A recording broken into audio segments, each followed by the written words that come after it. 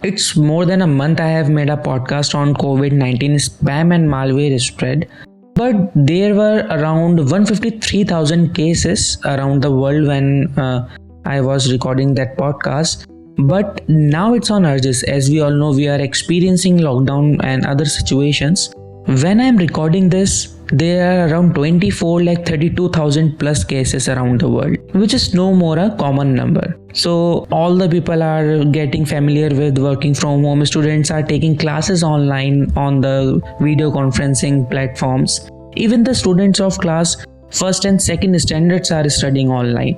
So people are learning how to work online from home, and people are also learning, even the children are also learning how to take classes, how to study online using the internet. This gives hike to the software like Zoom. So people start using to do a meeting and online classes. Now what happens? Like always, the trending thing over the internet, over the cyberspace, always attract the cyber criminals. So as Zoom does, so hackers start buying the domain names related to the Zoom and start uploading a fake malicious Zoom exe file, the executable file, to deceive people into downloading to their devices. According to the report by Checkpoint, we have 1700 new domains registered within a week. According to the Hacker News, Zoom has 13 million monthly active users, and now it has fly to the 200 million daily users on average, with a massive 535% increase in daily traffic. Now coming to the main point, the Guardian reported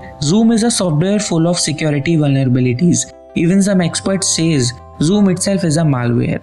And there are enough bugs have been discovered by security researchers around the world which prove this statement right. So here I have the list of privacy issues and the bugs which have been faced by Zoom in a previous month. So first, Zoom privacy policies say and make it possible to make user data like video, transcript, and the other shared notes can be shared with the third party for their personal benefit. Now, which later on 29th of March, Zoom makes some updates to their privacy policies that it doesn't use the data from the meetings anymore for the advertisement, but it will still use the data which he was collecting from the website, from its official website. Now coming to the second one, Zoom iOS app has been sending analytics data to the social networking sites even if the user does not link their social media account to their Zoom account. Later on, Zoom has removed that feature too, but there are more privacy issues with the Zoom which I have mentioned below.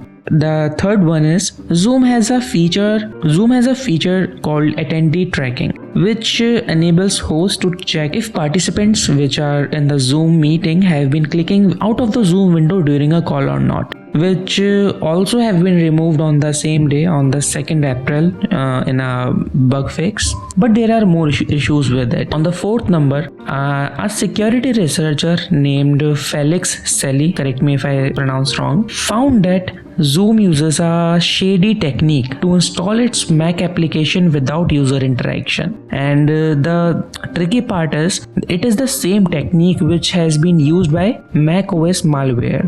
So, which is also get resolved and patched by Zoom on the 2nd April on the same day. Then 5th comes, one of the researchers discovered the flaw in the Zoom window application that made vulnerable to the UNC path injection vulnerability. Now what a UNC path injection vulnerability could lead to is the remote attacker can steal the victim window credentials, even execute some commands to their system remotely. Then a patch also come the same day on the 2nd April, but the researcher Patrick reported two more other flaws where hacker can get the root privilege and access the mic and the camera on the Mac OS, and which also allow attacker to record the Zoom meetings. Then the one more issue comes up. Vice revealed that the Zoom is leaking thousands of user email addresses, photos, and letting strangers try to initiate call with each other. Then Zoom bombing, where trolls are taking advantage of open meetings and the default configuration accounts to take over the screen sharing and broadcasting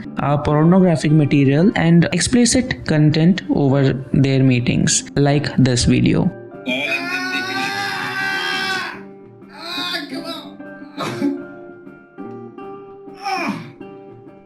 Who's that? I think so maybe what we need to do is Yes. But let me hit when I come back, okay? Call and then they can.